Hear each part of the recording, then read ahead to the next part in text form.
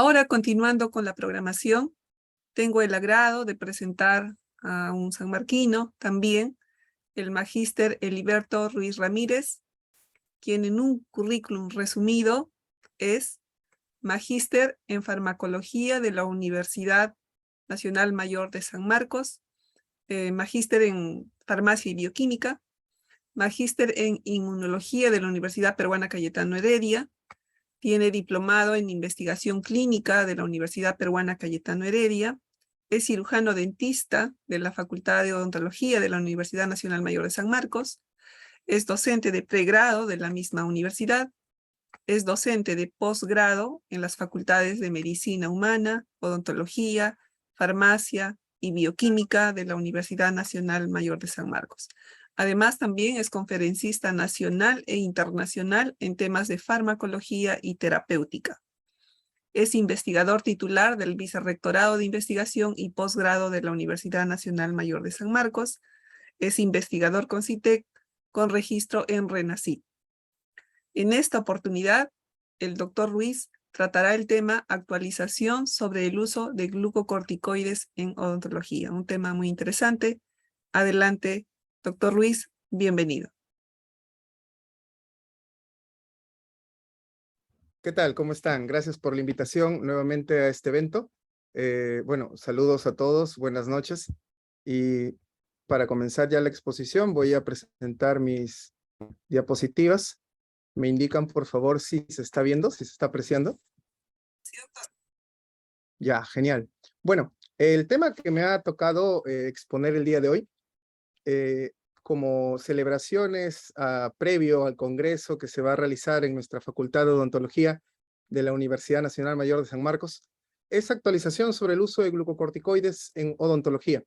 Ahora, comenzamos esta charla, primero esclareciendo algunas cosas, por ejemplo, que los corticoides realmente fueron descubiertos hace bastante tiempo, hace muchos años, desde el año de 1935, ya se conocían estos agentes y fueron aprobados por la principal agencia reguladora de alimentos y medicamentos en América, que es la FDA, por los años de 1950. Son medicamentos aprobados. ¿Y por qué hago énfasis en eso? Porque a veces hay mucho recelo en utilizarlos.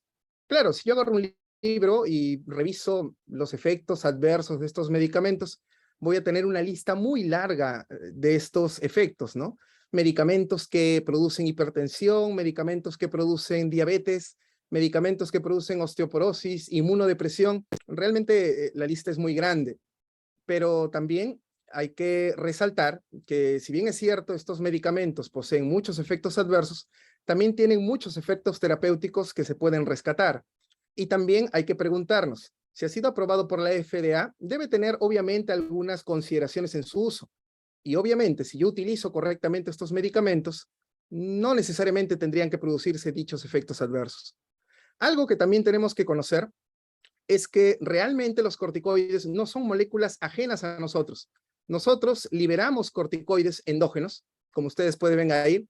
Hay dos tipos de corticoides, si lo podemos clasificar de algún modo, en corticoides endógenos y sintéticos.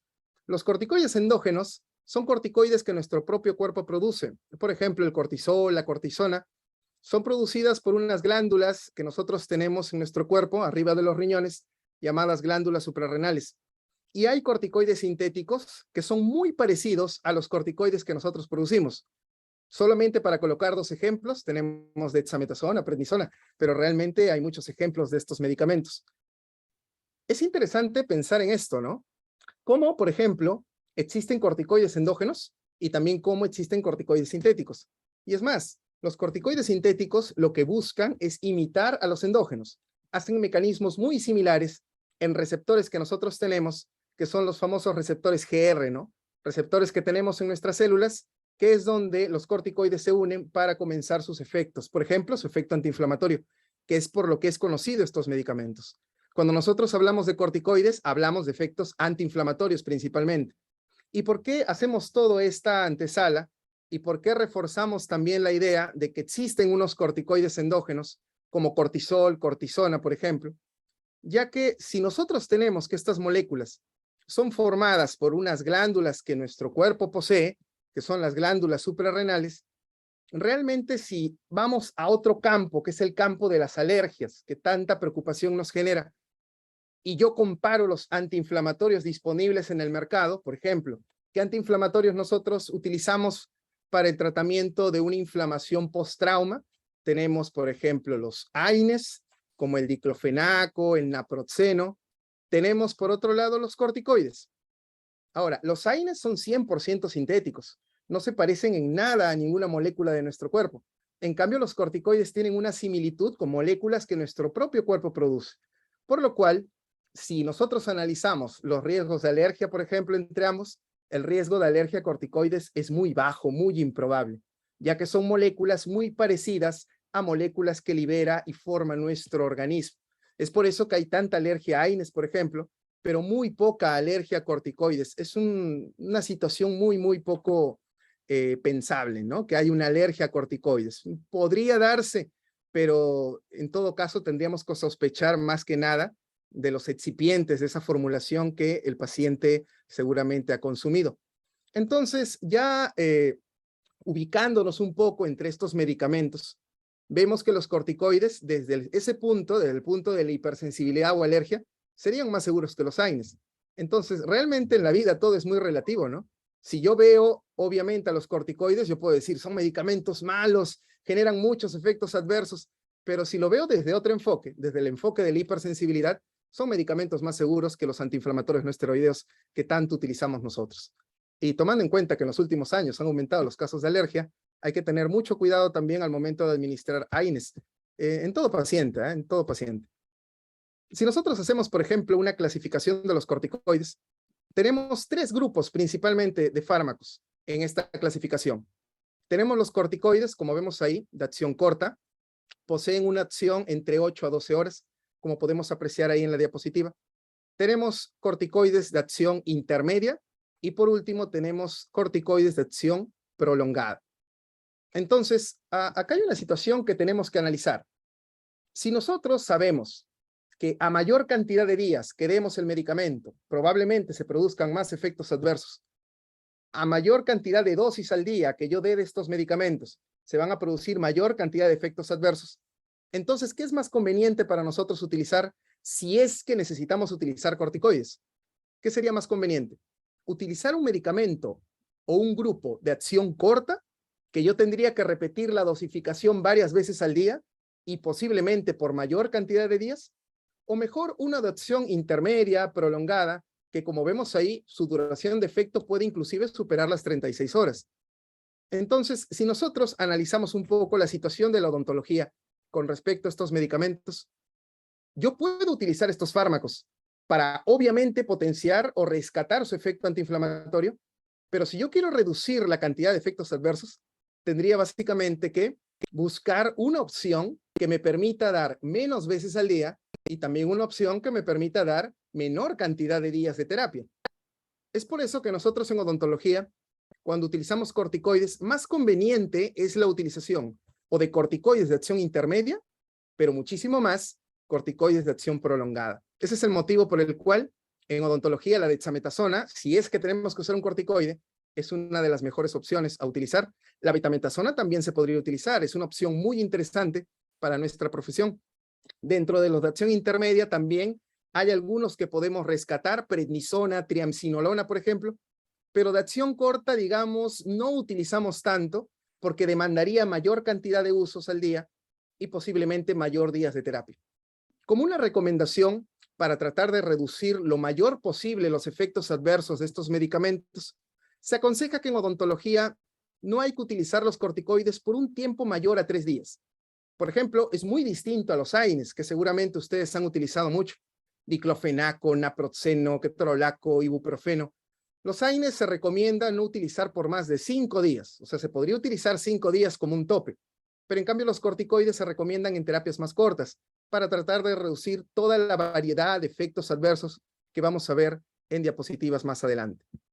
Entonces, como vemos, hay varias opciones de corticoides. Estos medicamentos son muy buenos y si vemos ese gráfico que suele tornarse un poco complejo, en resumen, nosotros de este gráfico podríamos deducir que para que un corticoide haga efecto tiene que hacer muchos mecanismos.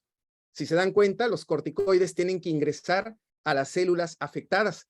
Cuando normalmente hacemos un trauma, imagínense una cirugía compleja, hay células que están afectadas y esas células liberan citoquinas, mediadores inflamatorios que hacen que todo el tejido se inflame. Entonces los corticoides lo que hacen es ingresar a estas células y frenar la producción de esas citoquinas, por ejemplo. Este es uno de los tantos mecanismos que hacen estos medicamentos. Pero doctores, para hacer eso demanda tiempo. Es por eso que si yo comparo corticoides con AINES, los AINES tienen efectos más rápidos, pero a largo plazo el efecto no es tan potente. En cambio, los corticoides demoran un poco más en hacer su efecto porque tiene que hacer mecanismos más complejos, pero a largo plazo la potencia de estos medicamentos es más grande. Es por eso que yo con los AINES gano un efecto o un inicio muy rápido de efecto antiinflamatorio, pero con los corticoides, si bien es cierto, demora un poco más en funcionar, a largo plazo vemos menor cantidad de edema, menor cantidad de trismus, por ejemplo, cuando evaluamos los resultados de una cirugía de tercera molar, que es un procedimiento un poco más complejo. Acá hay un dato muy interesante que hay que rescatar. Se descubrieron que para que los corticoides hagan sus efectos antiinflamatorios, tenían que unirse a estos receptores llamados GR, pero también se observó que algunos corticoides esquivaban al GR, o sea, se unían al GR, pero también se unían al MR. ¿Y qué se determinó? ¿Qué se descubrió también, doctores? Que mientras un corticoide más se une al receptor MR, más riesgo, por ejemplo, de elevar la presión arterial genera. Esto es todo un boom. Es muy interesante. ¿Por qué? Porque si bien es cierto, nos puede llegar al consultorio un paciente hipertenso. Acá en Perú hay mucho hipertenso, hay mucha obesidad, hay mucho síndrome metabólico, mucha hipertensión, muchos problemas cardiovasculares. Nos puede llegar un paciente hipertenso y obviamente como primera recomendación es no dar un corticoide. Si yo tengo que tratar la inflamación en un hipertenso, por ejemplo, es mejor utilizar un AINE. Pero ¿qué pasaría si tenemos mala suerte y justo atendemos a un paciente hipertenso que sea alérgico a AINES? Ni modo, tendría que evaluar el uso de un corticoide. Ahora, la pregunta es, ¿qué corticoide escogeré? ¿Un corticoide que se una más al GR o un corticoide que se una más al MR? Obviamente, no me conviene usar un corticoide que se una al MR, porque como les estaba mencionando, los corticoides que tienen más afinidad por este receptor tienen mayor riesgo de elevar la presión. Solamente retornando un momento a la diapositiva anterior, se ha visto, doctores, que los corticoides de acción corta, como hidrocortisona, tienen una marcada unión al MR y un riesgo de elevar la presión más alto. En cambio, los corticoides de acción prolongada, su afinidad por MR es muy baja, se unen más al GR. Entonces, en resumen, si yo tengo que buscar un corticoide que genere menos riesgo de elevar la presión, me sigo inclinando por los corticoides de acción prolongada, ¿no? En el hipotético caso que no tenga otra opción, que tenga que tratar la inflamación en un hipertenso y no puedo usar AINES, de repente porque es alérgico a los AINES, qué sé yo, sería importante considerar esta información que les estoy mencionando. Muy bien. Si seguimos avanzando, los mecanismos de los corticoides han ido evolucionando, son moléculas tan complejas, inclusive si nosotros analizamos un momento, nosotros en odontología usamos los corticoides básicamente como antiinflamatorio, pero en el campo de la medicina los corticoides tienen múltiples efectos y múltiples indicaciones, aparte obviamente del efecto antiinflamatorio. Se utilizan para pacientes con asma, se utilizan para pacientes que no liberan corticoides por síndrome de Addison, por ejemplo. Hay muchas aplicaciones de los corticoides en el área médica. Nosotros en odontología nos centramos más al efecto antiinflamatorio. Y quiero que puedan apreciar, espero que puedan apreciar en este gráfico, los mecanismos tan complejos que hacen los corticoides. Una vez nos hicieron una pregunta, ¿no? Doctor, ¿por qué el corticoide es mejor antiinflamatorio que un AINE? Porque si ustedes recuerdan sus clases de AINES, en algún momento lo han llevado, los AINES lo único que hacen es bloquear COTS, nada más. El AINE bloquea la COTS, no se forman prostaglandinas y ya no hay inflamación. Pero los corticoides no hacen eso. Los corticoides lo que hacen es reducir, aparte de la COTS, porque también lo hace, reduce la formación de COTS, reduce a las citoquinas, las famosas citoquinas, que son moléculas que generan una gran actividad inflamatoria. reducen a las interleuquinas 1, 6, factor de necrosis tumoral alfa, una gran cantidad de citoquinas. Eso hacen los corticoides. Y no contento con eso, los corticoides aumentan la formación de anexinas o lipocortinas, lo cual también genera un efecto también antiinflamatorio. Realmente los mecanismos de estos medicamentos son muy grandes a comparación con los AINES, que solo bloquean COX. Es por eso que los corticoides son mejores antiinflamatorios que los AINES. Pero los AINES son más rápidos, porque los AINES solamente van, se unen a la COX, bloquean las prostaglandinas y tienen un efecto inicial muy rápido. Los corticoides demoran un poco en funcionar, pero el efecto final a largo plazo obviamente es más potente. Pero hay que tener mucho cuidado con lo que estoy diciendo. ¿Por qué? Porque si nosotros lo escuchamos así, uno diría, entonces voy a usar corticoides siempre. No, no, no. Estos mecanismos que hacen los corticoides valdrán la pena en una inflamación severa. O sea, si mi paciente tiene una inflamación moderada, una inflamación severa, vale la pena utilizar corticoides para tener todos estos mecanismos de nuestro lado. Pero si la inflamación es leve, que recién está progresando a ser moderada, no vale la pena usar corticoides. Mejor usemos AINES. Es suficiente el mecanismo antiinflamatorio de los AINES para aliviar la inflamación. Siempre hay que valorar, doctores, cuando hagamos terapia farmacológica, nuestra balanza riesgo-beneficio. ¿Qué nos conviene? Obviamente, velando por la seguridad del paciente. ¿Sí? Ahora, la aplicación clínica de los corticoides, o sea, ¿en qué casos podemos usar estos medicamentos? ¿En qué casos será recomendable su uso? Bueno, como estaba mencionando, los corticoides serán recomendados en procesos inflamatorios moderados a severos. Si yo hago una exodoncia simple, no vale la pena usar un corticoide, usemos un AINE. Pero si yo hago una exodoncia de una tercera molar retenida, en la cual he de repente hecho mucha osteotomía, odontosección, el tiempo de cirugía se ha extendido. Ustedes saben que mientras más se extiende el tiempo de cirugía, el efecto inflamatorio es mayor. Entonces, ahí sí valdrá la pena usar corticoides. En procesos inflamatorios moderados a severos, valdrá la pena utilizar estos medicamentos. ¿Qué otra aplicación clínica nosotros tenemos? Por ejemplo, como estaba mencionando, en procesos inflamatorios, como medicación prequirúrgica. Hay mucha investigación sobre esto, pero ustedes saben que cuando nosotros hacemos una cirugía, tenemos dos opciones. O medico el antiinflamatorio antes de la cirugía, como para prevenir, como un preventivo, o administro el antiinflamatorio posterior a la cirugía, para reducir la inflamación generada. O sea, esas son dos opciones muy interesantes que tenemos. Cuando tenemos que hacer una cirugía compleja, o utilizamos el antiinflamatorio como preventivo antes de la cirugía, o utilizamos el antiinflamatorio en el postoperatorio inmediato, después que ya hice mi sutura, después de que ya trabajé en el hecho quirúrgico, utilizo el medicamento. Ahora, con los corticoides, ¿qué funcionará mejor?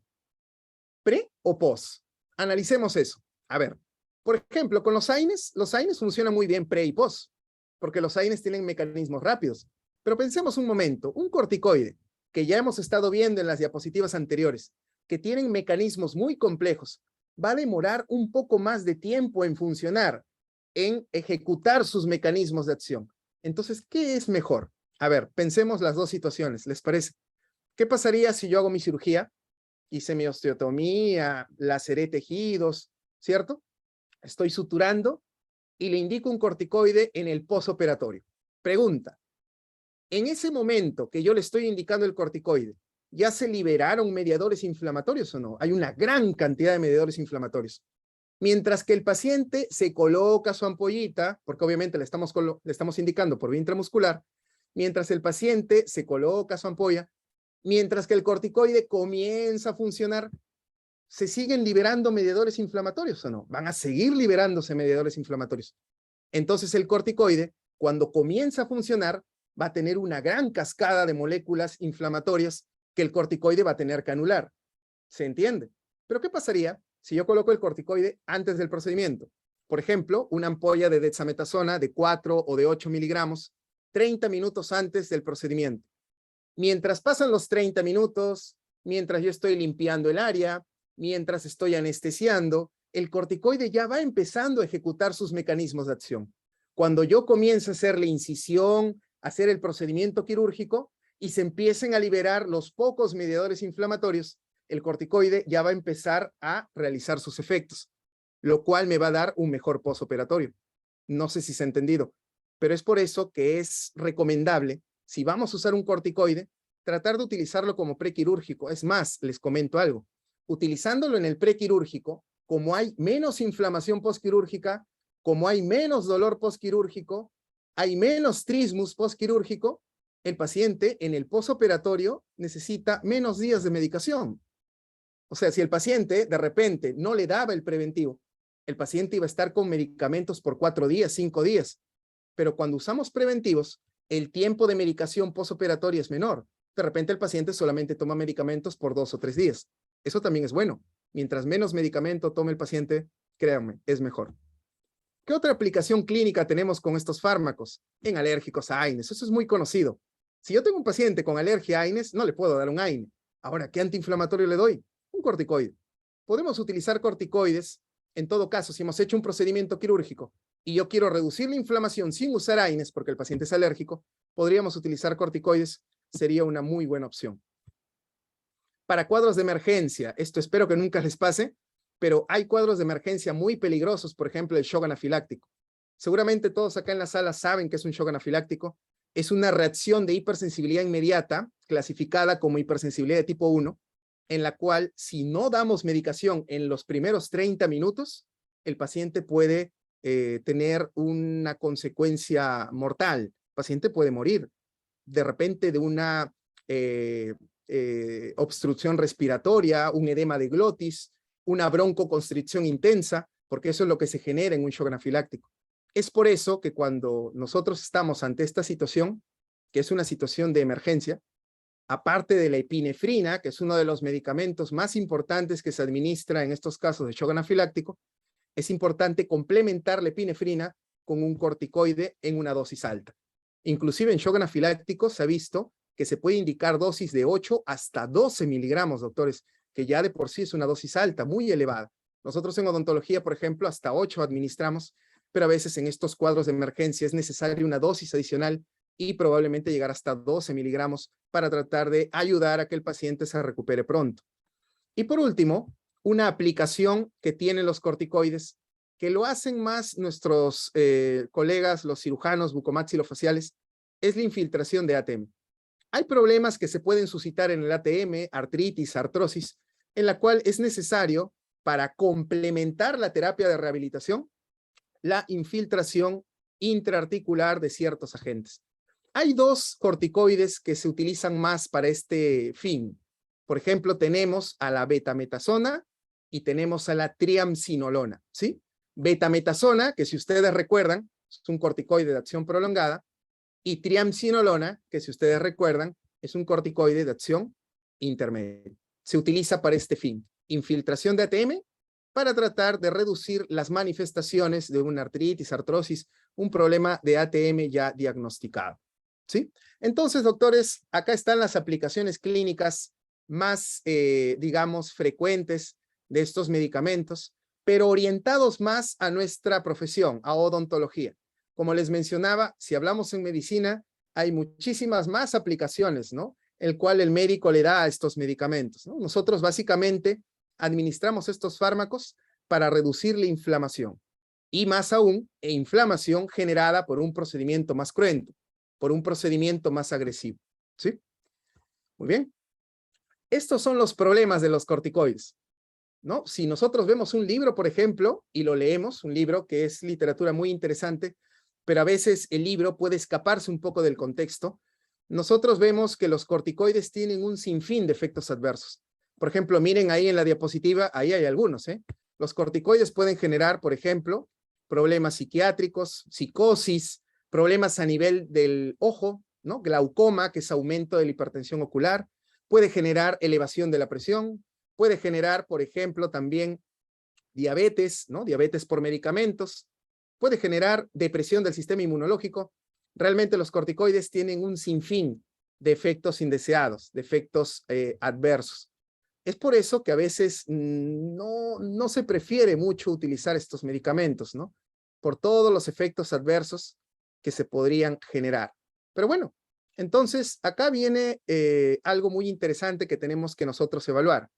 Si bien es cierto, los corticoides generan una gran cantidad de efectos adversos, ¿qué es lo que me va a generar que ese corticoide realmente me genere esas manifestaciones adversas?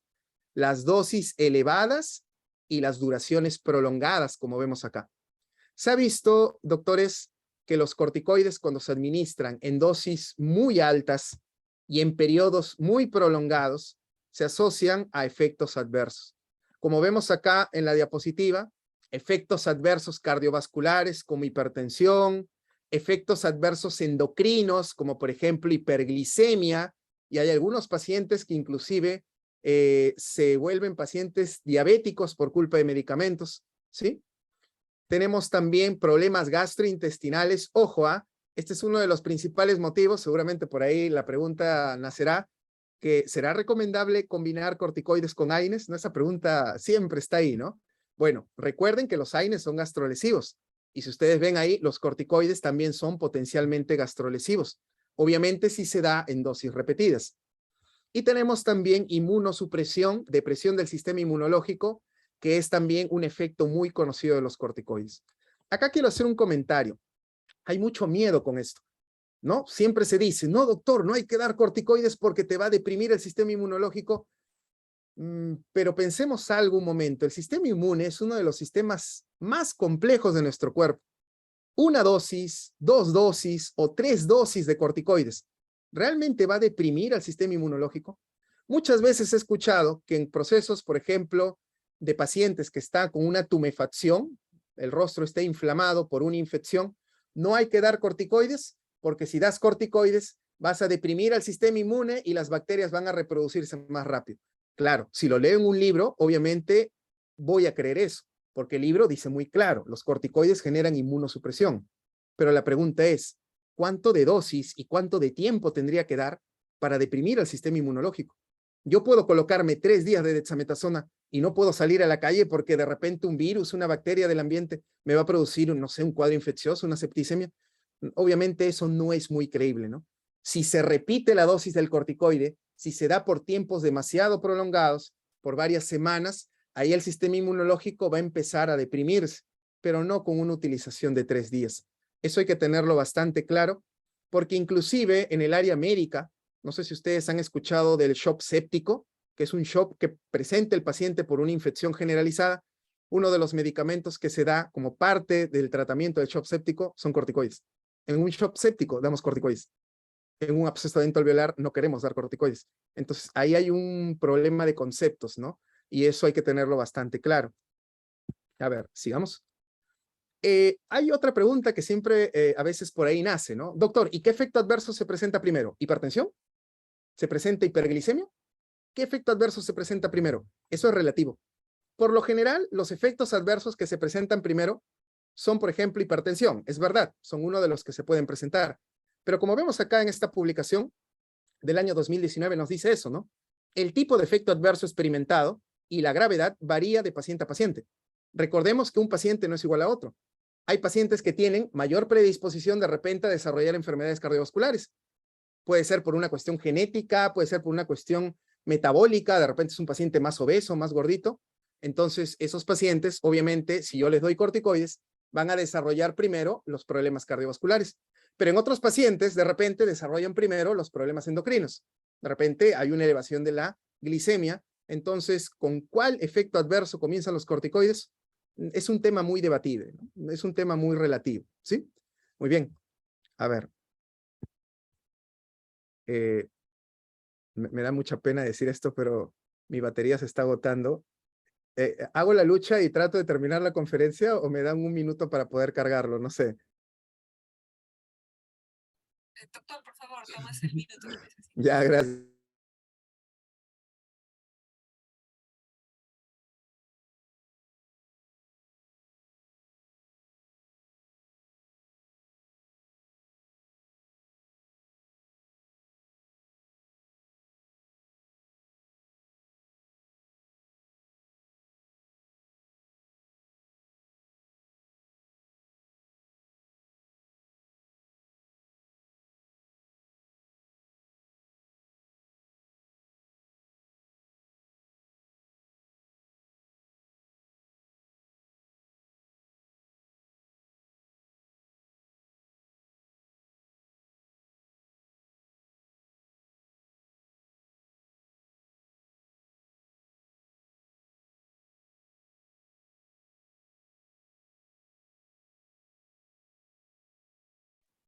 Ya está, muchas gracias. A ver, vamos a continuar. Entonces, eso es con respecto a los efectos adversos que estábamos comentando. Se me está escuchando, ¿cierto? Sí, sí, doctor. Todo claro. Genial, muy bien, gracias. Entonces, hay muchos efectos adversos que ya se conocen de los corticoides. Por ejemplo, elevación de la presión, elevador de la glicemia. Esos efectos ya son muy conocidos, muy tocados, a veces en conferencias o a veces en charlas clínicas.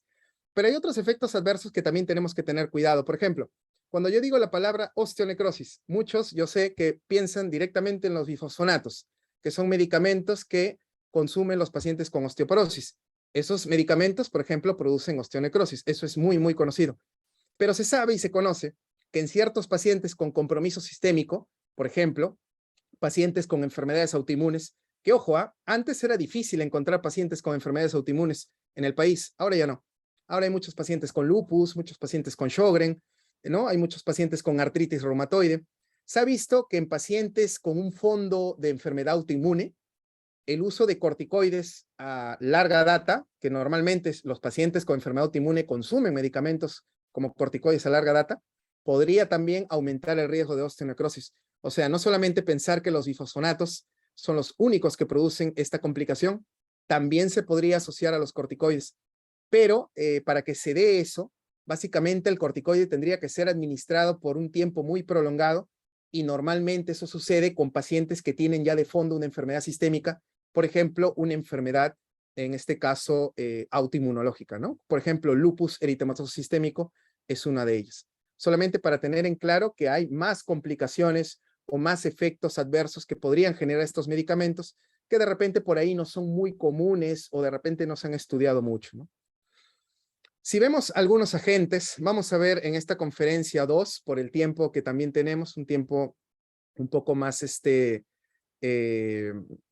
digamos, limitado a comparación con el tiempo que van a tener ustedes en el Congreso, que van a haber diversas charlas y ahí obviamente van a tener más tiempo de debate sobre los temas de los expositores. Nosotros vamos a hablar en esta charla básicamente de dos agentes. Dexametasona es uno de ellos. Como ustedes se dan cuenta, la dexametasona es un corticoide de acción prolongada, ¿se acuerdan como habíamos visto? Pero que tiene un elevado efecto antiinflamatorio. Es más, una ventaja de la dexametasona, ¿cuál era? ¿Se acuerdan que habíamos visto? Que este medicamento, como tiene poca afinidad por el receptor MR, su riesgo de elevar la presión es más bajo, ¿sí? Acá en el Perú tenemos presentaciones de dexametasona de 0,5 miligramos, de 1 miligramo, de 4 miligramos en tabletas. También tenemos comprimidos de 4 miligramos y 8 miligramos y las famosas ampollas de 4 miligramos en 1 mililitro. Hay ampollas de 4 miligramos en 2 mililitros y también hay ampollas de 8 miligramos en 2 mililitros. Ahora, la pregunta es, ¿con qué finalidad yo quiero el corticoide? ¿Lo quiero para qué? Para un efecto antiinflamatorio ante un procedimiento cruento, ante un procedimiento más agresivo. Entonces, en odontología, ¿será conveniente utilizar estos medicamentos en dosificaciones bajas, como de 0,5 miligramos, 1 miligramo? ¿Será conveniente eso? Obviamente no. Si yo lo estoy dando para un procedimiento cruento, tenemos que usar este medicamento en dosis más elevadas. Obviamente, al usarlo en dosis más elevadas, también reduzco el número de días. Como estaba repitiendo hace un rato, los corticoides se aconsejan por lo menos como máximo 3 días de tratamiento. Si 3 días, puede ser menos, sería mejor. Entonces, cuando hablamos de corticoides, si vamos a usar una tableta, sería más conveniente la utilización de la tableta de 4 miligramos. Si vamos a usar un comprimido, puede ser 4 o puede ser 8. Si vamos a usar una ampolla, 4 o 8. Pero acá hay un detalle. La dosis máxima que nosotros damos en odontología de dexametasona es 8 miligramos al día. Es lo máximo. ¿Y lo mínimo? ¿Cuánto sería? 4.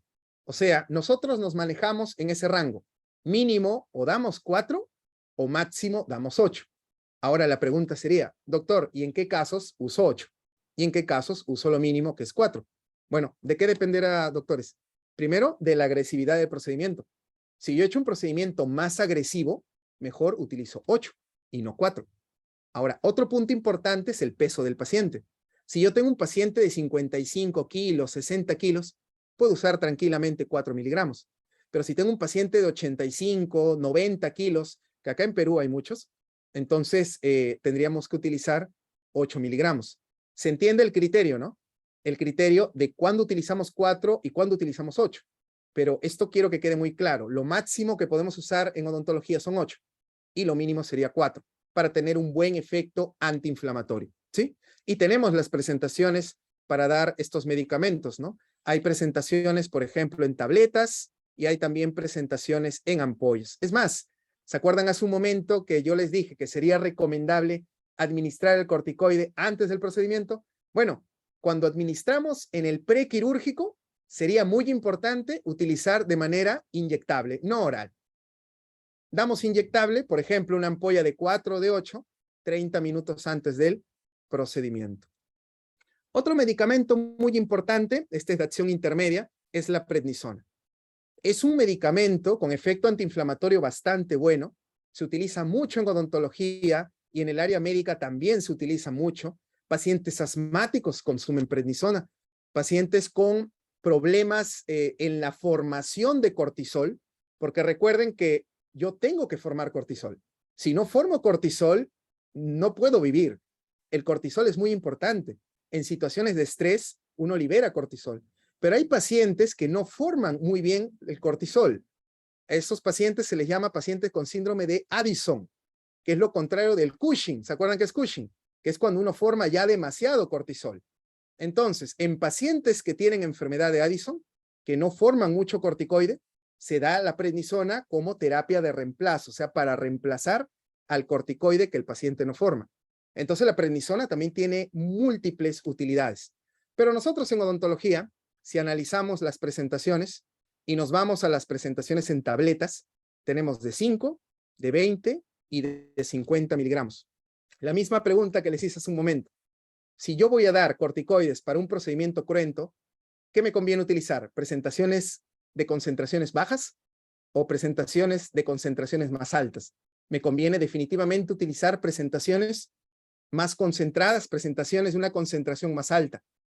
Y precisamente nosotros en odontología, una presentación que nos sirve mucho es la de 20 miligramos. ¿Por qué? Porque podemos administrarla mejor. Les explico. Si nosotros vamos a administrar prednisona, podemos dar como dosis mínima 40 miligramos al día. ¿Cómo sería 40 miligramos al día? 20 en la mañana y 20 en la noche. Eso es lo mínimo de prednisona que yo debería administrar para lograr un buen efecto antiinflamatorio. Pero si yo quiero dar una dosis máxima, tendría que dar 20 cada 8.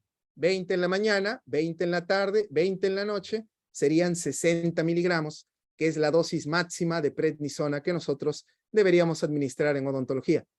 40 miligramos como mínimo, que serían 20 cada 12, o 60 miligramos al día, que serían 20 cada 8. El mismo criterio. Si el procedimiento ha sido más cruento, utilizaré la dosis más alta. Si el paciente tiene un peso un poco más elevado, dosis más alta. Si el procedimiento no ha sido tan agresivo, podemos usar una dosis más baja. Si el paciente pesa no tanto, menos de 70 kilos, podemos usar la dosis baja, ¿sí? Muy bien, entonces la prednisona también podría ser un agente muy importante a utilizar en odontología. Tenemos presentaciones, no solamente en tabletas, sino también tenemos presentaciones en suspensiones. Si es que en algún caso en pediatría haría falta la utilización de un corticoide, prednisona podría ser una opción interesante a considerar. Ya para ir terminando la charla, tenemos varios trabajos, varias investigaciones que se han hecho, revisiones sistemáticas, metaanálisis, que nos hablan sobre estos medicamentos. Como vemos acá, esta es una publicación del año 2017. Nosotros podemos apreciar acá, por ejemplo, que acá se hizo un metaanálisis en el cual les coloco los datos así de manera resumida. En este metaanálisis se concluye que la dexametasona, por ejemplo, presenta un efecto que no se diferencia tanto con otros corticoides, como la metilprednisolona o de repente con algunos AINES, pero con respecto al efecto analgésico. Ojo, analgésico. Recordemos que los corticoides no destacan mucho por su efecto analgésico, pero sí destacan por el efecto antiinflamatorio. Si vemos en este mismo metaanálisis que nos dice, los resultados de este metaanálisis sugieren que la dexametasona fue más eficaz que la metilprednisolona, que es otro corticoide muy usado para la inflamación y para el trismus. O sea, yo doy corticoides, por ejemplo, antes de una cirugía, ¿para reducir el dolor posoperatorio? No. Yo lo doy para reducir la inflamación posoperatoria, el trismus que se presenta en el posoperatorio. Es por eso que algunos, inclusive dando corticoides, lo complementan con analgésicos, paracetamol de 1 gramo, esas combinaciones de tramadol con paracetamol, porque el corticoide no destaca mucho por su efecto analgésico, destaca más por su efecto antiinflamatorio, ¿sí? Y hay otros trabajos, por ejemplo, lo que estábamos mencionando, los corticoides pueden mejorar los parámetros posoperatorios, edema, dolor, trismus, en pacientes después de una cirugía. Sin embargo, no existe una diferencia significativa en este trabajo que se hizo en el año 2022, en el presente año, cuando se quiso comparar dexametasona con metilprednisolona. En este trabajo, la dexametasona tuvo la misma eficacia que la metilprednisolona. Ahora, claro, acá hay que considerar ahora el otro lado de la moneda, que son los efectos adversos. ¿Cuál tiene más efectos adversos, por ejemplo, cardiovasculares? ¿Dexametasona o metilprednisolona? Metilprednisolona, ¿no? Inclusive, en este trabajo se comparó otra vía adicional de administración, que es, por ejemplo, la vía submucosa, ¿no? Muchos, como estrategia para reducir la inflamación, después de un procedimiento cruento, en vez de colocar por vía intramuscular, por ejemplo, lo colocan por vía submucosa, como si estuvieran colocando un anestésico infiltrativo, y también se ha demostrado que el corticoide ejerce un efecto antiinflamatorio bastante elevado. Ya para ir terminando, doctores, ¿qué recomendaciones damos para utilizar bien a estos medicamentos, a estos corticoides? Primera recomendación, utilizar estos medicamentos solamente si son necesarios, solamente si son imprescindibles. Si yo puedo tratar la inflamación usando un AINE, mejor usemos el AINE, ¿sí? Solamente usar corticoides cuando realmente sean necesarios. Esa es una recomendación muy, muy importante. ¿Qué más? ¿Qué otra recomendación? Tratar de usar la menor dosis posible. Si yo veo que mi paciente no tiene un gran peso y el procedimiento no ha sido tan cruento, y yo tengo que escoger entre dexametasona de 4 y dexametasona de 8, mejor usemos de 4. Siempre tratar de utilizar la menor dosis terapéutica posible. Esa es una recomendación también muy interesante. Esto de acá lo he colocado y lo he sombreado, lo he puesto de otro color, porque seguramente algunos de ustedes habrán leído sobre esto, el retiro escalonado, ¿no? Retiro gradual. Bueno, se dice que cuando uno consume corticoides, para retirarlo no puedes retirarlo bruscamente. Tienes que ir retirando gradualmente, ¿sí? Pero eso se cumple cuando el paciente consume corticoides por tiempos más prolongados. Por ejemplo, si el paciente consume corticoides por 10 días o de repente más de 7 días, 1 semana, 2 semanas, ahí sí tenemos que hacer un retiro gradual. Pero nosotros, si estamos dando el corticoide por 3 días, no es necesario hacer un retiro gradual. ¿Pero por qué les comento esto de aquí?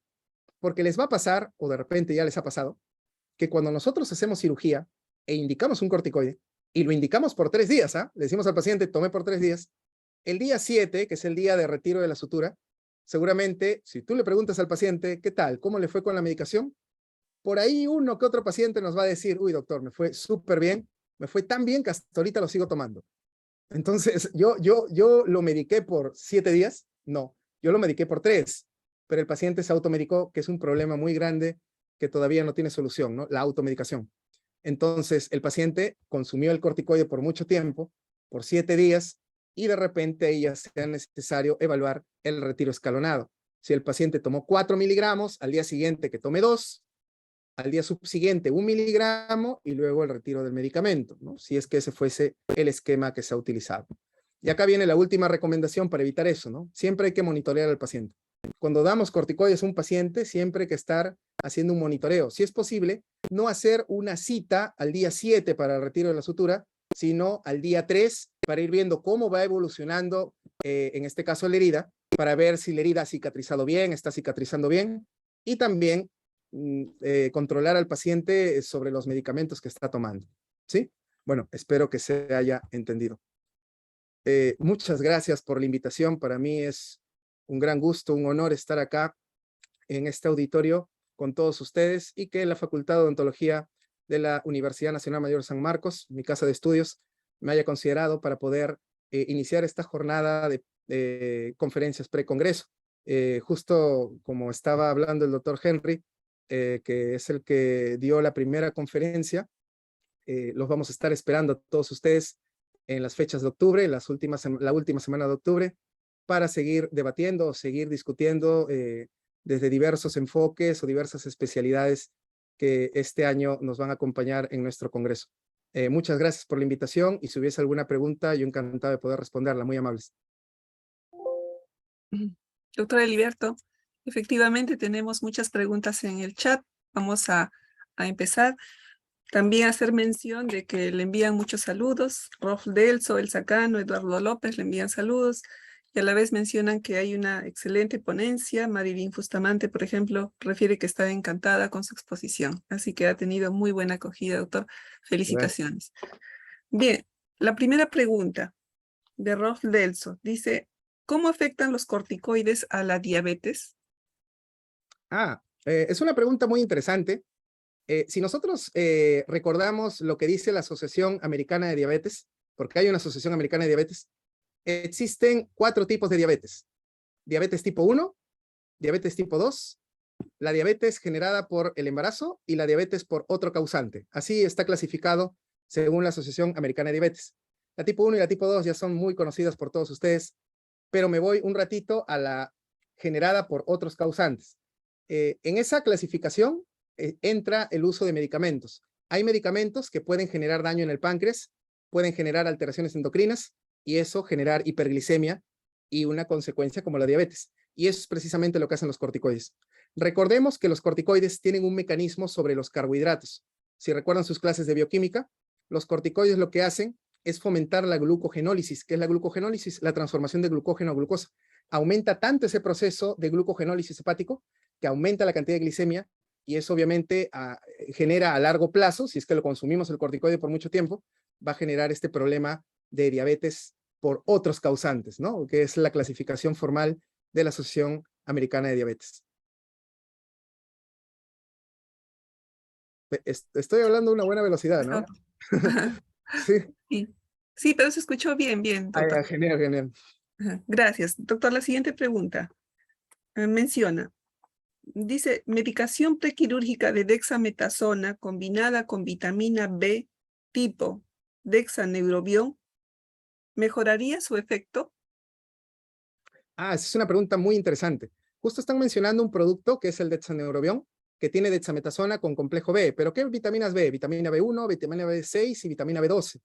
Precisamente se ha visto que esas vitaminas lo que hacen es no solamente promover el funcionamiento de esta dexametasona, sino, si ustedes recuerdan, yo hace un momento dije que la dexametasona no se caracteriza mucho por su efecto analgésico, se caracteriza más por su efecto antiinflamatorio. Pero se ha visto que esta presentación, por ejemplo, de dexaneurobión, que tiene esas vitaminas, le agregan un plus a la dexametasona y sí le dan un cierto efecto analgésico. Entonces, claro, sería una muy buena opción. Lo malo es que, claro, si lo comparo con las presentaciones de dexametasona sola, cuesta un poco más caro, ¿no? Pero vale la pena, claro, si se puede administrar al paciente en el prequirúrgico sería una muy buena opción. Es más, si me permiten un momento, en pacientes con alergia a AINES, que yo no puedo utilizar AINES y tengo que utilizar corticoides, esta dexaneurobión sería muy bueno porque no solamente tendría efecto antiinflamatorio, sino que las vitaminas también estarían dando el plus del efecto analgésico, ¿no?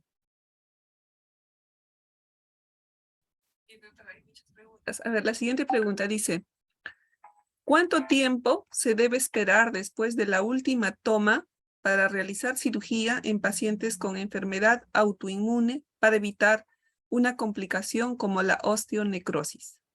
No. Bueno, primero que la osteonecrosis se puede generar, al igual como decir que el AINE puede generar gastritis. No sé si me dejo entender. O sea, es un efecto adverso que se puede producir, como vieron ahí en una de las diapositivas que le puse, puede producirse en el 1.7 hasta, se ha visto en algunas situaciones, el 50% de riesgo, ¿no? En los pacientes. Entonces, realmente eso es muy relativo, ¿no? No podríamos esperar hacer una cirugía después de una toma de corticoides porque la osteonecrosis se genera inclusive sin hacer procedimientos quirúrgicos, ¿no? Entonces, no habría un tiempo, ¿no? Es un efecto que se puede dar y obviamente al paciente tenemos que ir controlándolo. La recomendación ahí es hacer la evaluación bucal, hacer la evaluación clínica de manera continua, para obviamente si nosotros detectamos ese problema, poder actuar de manera quirúrgica, ¿no? O actuar de manera pronta. Entonces, esa sería la recomendación. Pero como estaba mencionando, para que un corticoide genere osteonecrosis tendría que ser una toma a largo plazo. Y eso normalmente se presenta en pacientes que tienen enfermedades autoinmunes, ¿no? Que consumen el corticoide a larga data, ¿no? Pero en un paciente, si no tiene enfermedad autoinmune, no consumen este medicamento por tiempos tan prolongados como para producir ese efecto adverso, ¿no? Y doctor, gracias. La siguiente pregunta dice, ¿los glucocorticoides em, podrían usarse en pacientes gestantes? ¿A qué Ah, dosis? ¿En qué trimestre? ya, esa es una pregunta muy interesante. Bueno, de por sí que los corticoides no son definitivamente la primera opción en una gestante, no lo son. ¿Por qué siempre digo no son la primera opción? Porque nosotros no podemos decir nunca lo van a usar, ¿no? Porque ¿qué pasa si tengo una gestante, por ejemplo, alérgica a AINES, ¿no? Y tiene un problema inflamatorio. Ahí se tendría que usar con mucho cuidado. Ahora, de todos los corticoides que nosotros conocemos, uno de los más seguros en gestantes es la prednisona. Inclusive la prednisona es más segura que la dexametasona en la gestación. Pero ojo, hay que tratar de siempre evitar el uso de corticoides en una gestante y muchísimo más en el primer trimestre. Recuerden que en el primer trimestre, por sus clases de embriología habrán visto, el de la tercera a octava semana de vida intrauterina se da el proceso de organogénesis. Si nosotros damos corticoides en el primer trimestre, que es de la semana 1 a la semana 12, si no me equivoco, entonces podríamos estar generando problemas en el desarrollo de algunas estructuras, por ejemplo, paladar, y se ha visto muchos casos de pacientes con paladar hendido, por ejemplo, por el uso de corticoides en tiempos tan tempranos. Entonces, los corticoides no se deberían usar como primera opción en una gestante y muchísimo más todavía restringido al primer trimestre. De repente en el tercer trimestre, si es que tuviese que utilizarse, o por ahí en la segunda mitad del segundo trimestre, y tenemos que usar un corticoide, tratar de utilizar entre todos, el que ha demostrado un poco más de seguridad es la prednisona, ¿no? Muy bien, doctor. Tenemos varias preguntas. Bueno, las disculpas del caso, estamos con el tiempo encima. Sin embargo, creo que nos va a dar la oportunidad para que podamos tener su presencia en otro evento de todas maneras, doctor. Hay una pregunta, ya va a ser la última, en la cual dice, la dexametasona y la prednisona, ¿cada cuánto tiempo se da? Ah, pero sí, sí lo mencionamos. La Ah, dexametasona, ya. como es un antiinflamatorio de acción prolongada, se da una vez al día. Es la recomendación. Y la prednisona, como es de acción intermedia, podría darse cada 12. Incluso había mencionado que ya si hay un proceso inflamatorio un poco mayor, hasta cada 8 se podría considerar su uso, ¿no? Bien, bien, doctor, muchas gracias. Hacen preguntas sobre la grabación. Eh, Se está proyectando, se está planificando que se pueda colgar en YouTube, en una cuenta oficial de la facultad. Estaremos haciendo llegar la noticia respectiva, estimados participantes. Muchas Muchas gracias, gracias. doctor Ruiz, por su No, excelente gracias a ustedes por la participación consideración.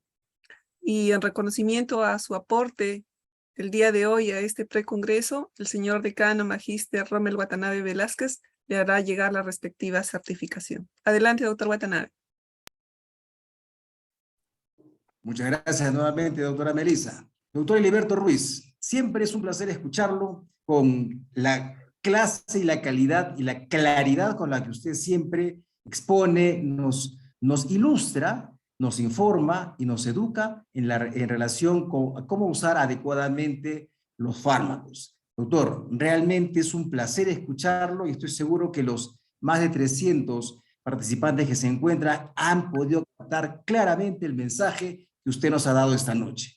En virtud de ello, reciba usted certificado correspondiente por su participación como expositor en esta jornada de precongreso con la conferencia titulada Actualización sobre el uso de glucocorticoides en odontología. Muy agradecido, doctor, en nombre de la Facultad de Odontología, en nombre de la comisión organizadora del 13º Congreso Internacional de nuestra facultad, en el marco de las celebraciones por el 79 aniversario de la creación de nuestra institución. Muchísimas gracias, doctor, y reciba usted el certificado. Nuevamente, muy agradecido. Gracias, doctor Watanabe. Para mí es un gusto siempre ser considerado por la facultad, que es nuestra alma mater, ¿no? La casa que nos vio crecer y desarrollarnos. Muchas gracias a usted por sus palabras y a la comisión organizadora también por la consideración en mi persona. Un fuerte abrazo a todos los asistentes y seguramente espero encontrarme con ustedes en un tiempo corto. Un fuerte abrazo para todos. Bien, gracias, doctor Watanabe, por la entrega de la certificación. Estimados asistentes, espero que no hayan olvidado anotar su asistencia, es sumamente importante para la certificación. Les doy las gracias por su presencia y reitero la invitación para las próximas fechas del precongreso, que será el día 17 y 24 de septiembre, sábado de 6 a 8, igual que hoy. También tenemos invitados con unas ponencias muy interesantes y posteriormente ya tenemos el congreso esperando por ustedes. Las inscripciones siguen abiertas. Si tienen algún conocido, por favor, háganlo extensivo, que está abierto. Hemos concluido el evento de hoy. Buenas tardes. Gracias.